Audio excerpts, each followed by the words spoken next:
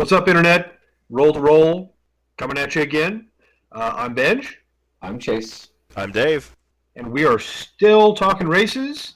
This week, we are starting the uncommon races with Dragonborn. So, Chase, tell me about people that look like dragons. Man, okay, guys. So we are starting off the uncommon races with the Actually, I dare say, maybe the most uncommon and weirdest of them all. So we'll go over the actual nitty gritty number stuff, and then I'll move on to all the other the fluff, as what most people call it. So just to start out, they got the ability score increase of a strength, bonus 2 to strength, and then an increase by 1 to charisma. We'll get into why that makes sense story-wise later. That's what they get. The age of a Dragonborn is actually pretty interesting because essentially they hatch and they're like, I'm an adult. I'm ready to adult now. Let's do this. I'm adulting.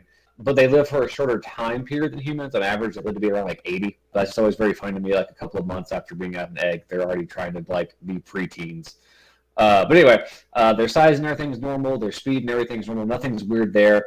What gets into the weirdness for a Dragonborn is their ancestry. So compared to all the other races, they got different like bonuses to hide or luck for the halfling, stuff like that. Dragonborn get a ability based on what their ancestry is. So whether they come from the black dragon, blue dragon, bronze, you name it, all the dragons out there, they get a multitude of things depending on what they come from. So let's just say, for sake, we'll use the most common dragon in the history of D&D and say they come from a red dragon. So if you're a Dragonborn with the ancestry of the red dragon, you get a breath weapon, which all of them get. In the case of the red dragon, it would be a fire. I believe it's a cone. It's like a 15-foot cone of just fire that you can breathe.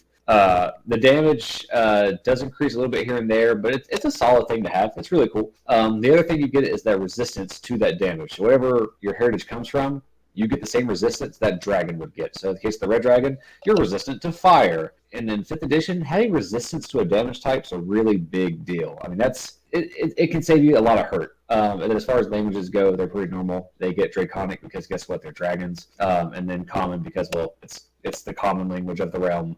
Because everybody gets common. Yeah, it's common how commonly people get common.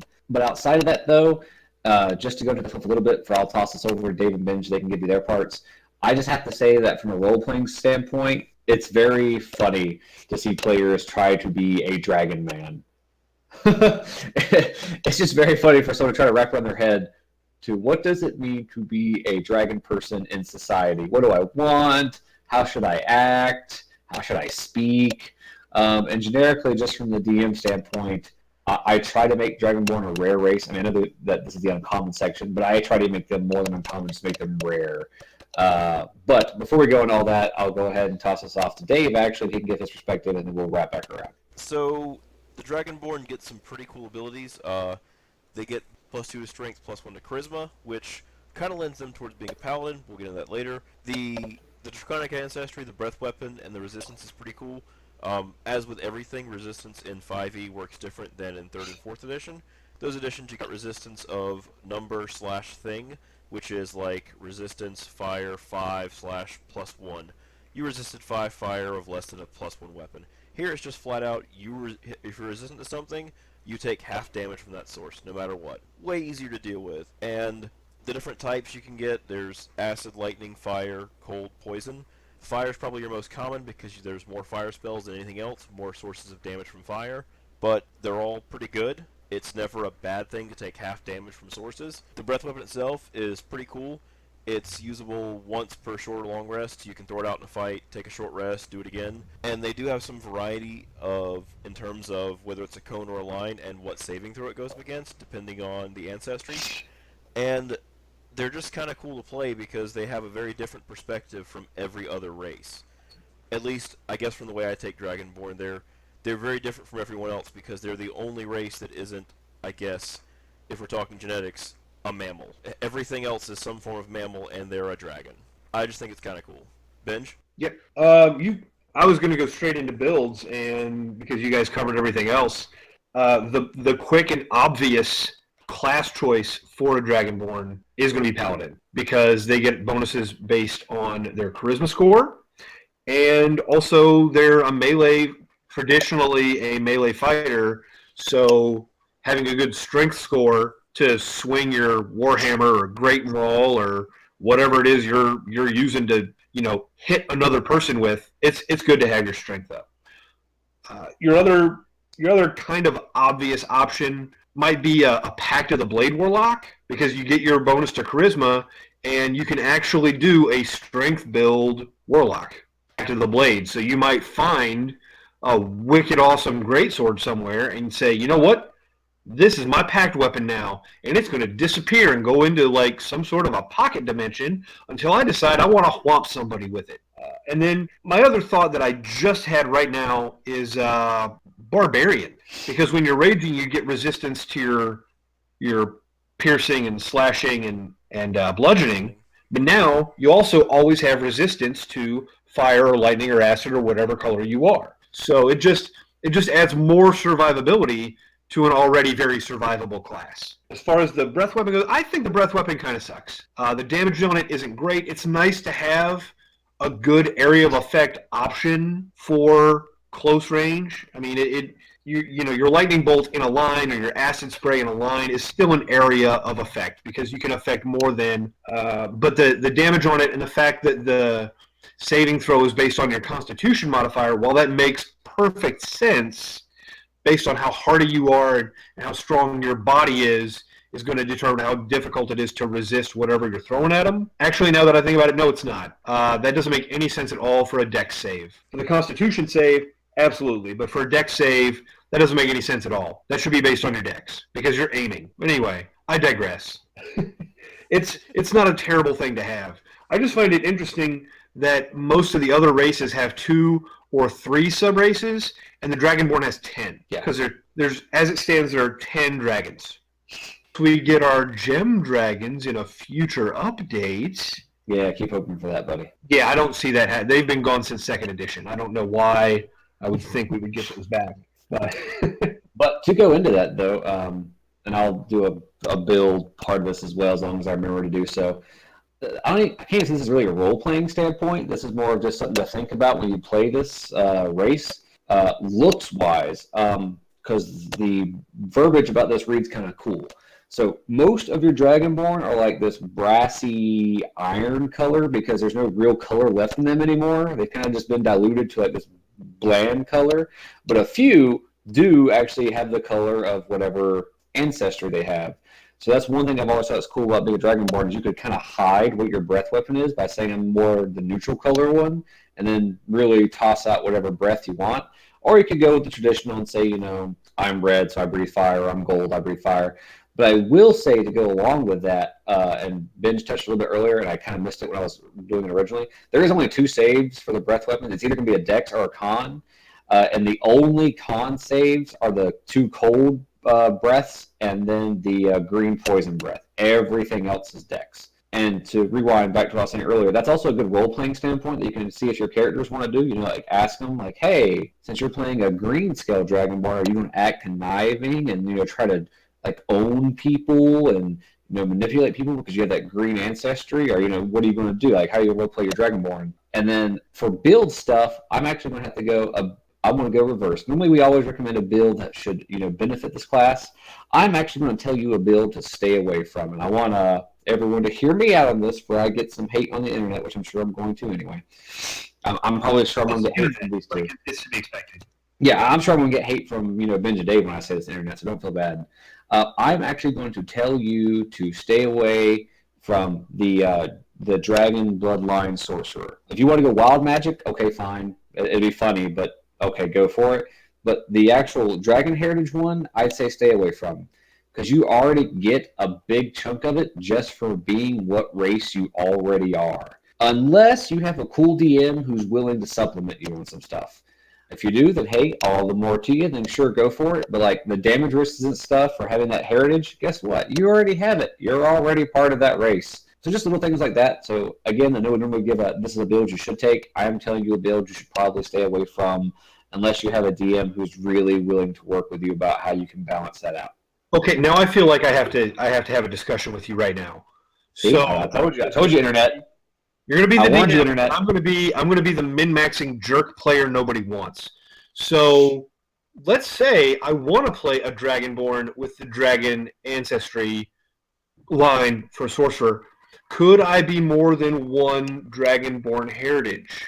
Could maybe at some point a Brass Dragon and a Bronze Dragon like hung out, right?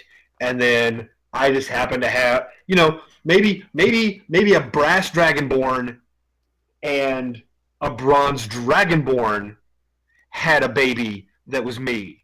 So I've got dual heritage, and my Dragonborn race heritage stuff comes from the brass side, but my sorcery line is from the bronze side. So now I get resistance to lightning and fire. I have a fire breath weapon, but the lightning stuff for a sorcerer, go. And that's exactly what I expected. That is exactly and that very, very rare situation.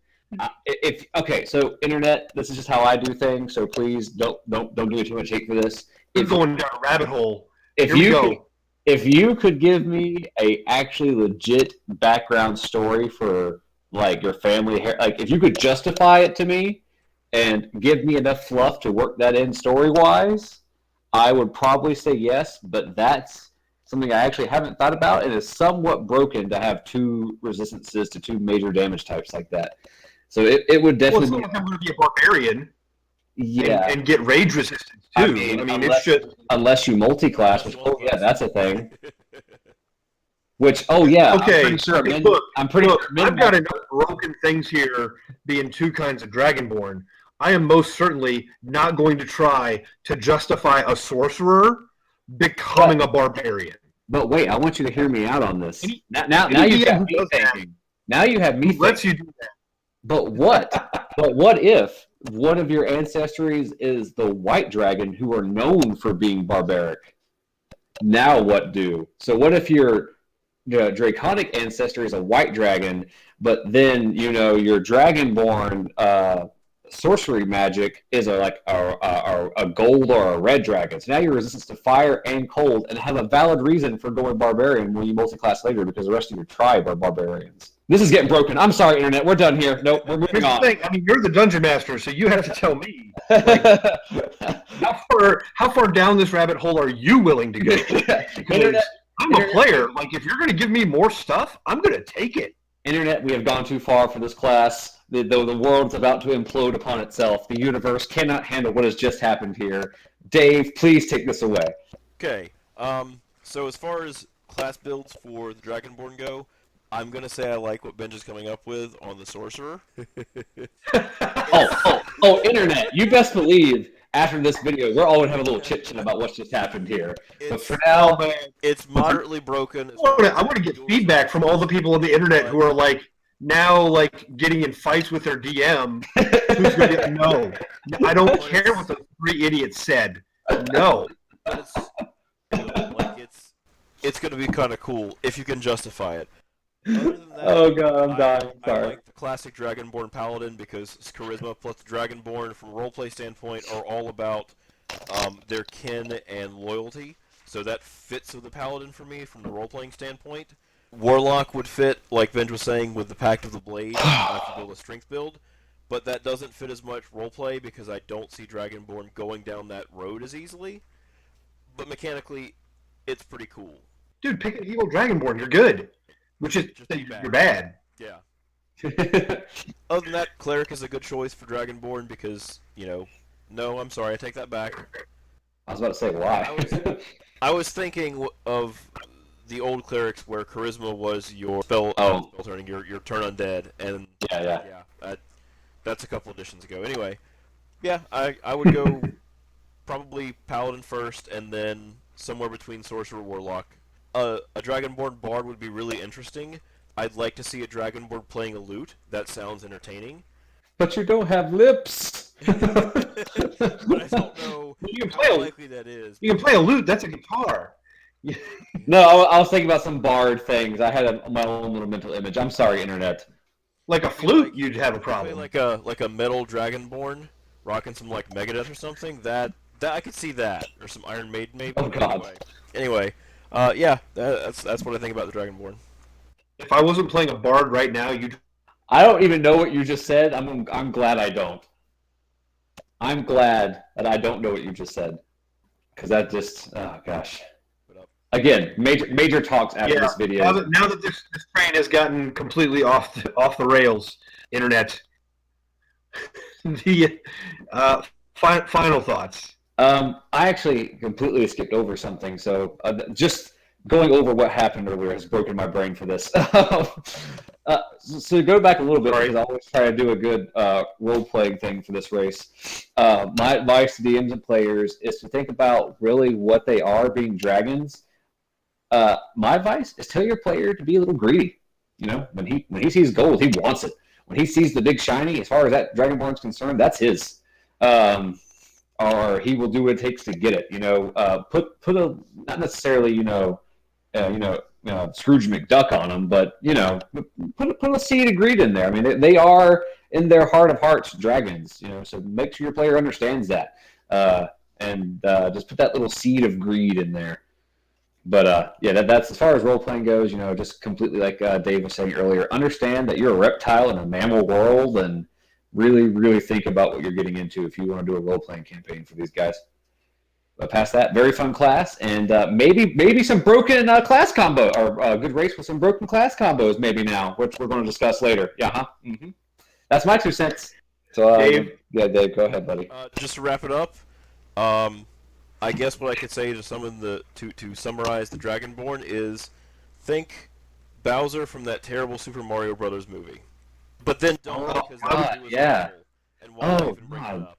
Yes. Oh, geez. Why would you do that to the world? To remember that. We're sorry, internet. I don't even want to end the recording now, because I don't want to end on that terrible Super Mario Brothers movie. You're awful. Internet, I apologize. I don't. Awesome. All right. Well, that's going to do it for today. We'll be back with you very soon, continuing on with our uncommon races. Until next time, though, I'm Benj. I'm Chase. I'm Dave. And keep on rolling.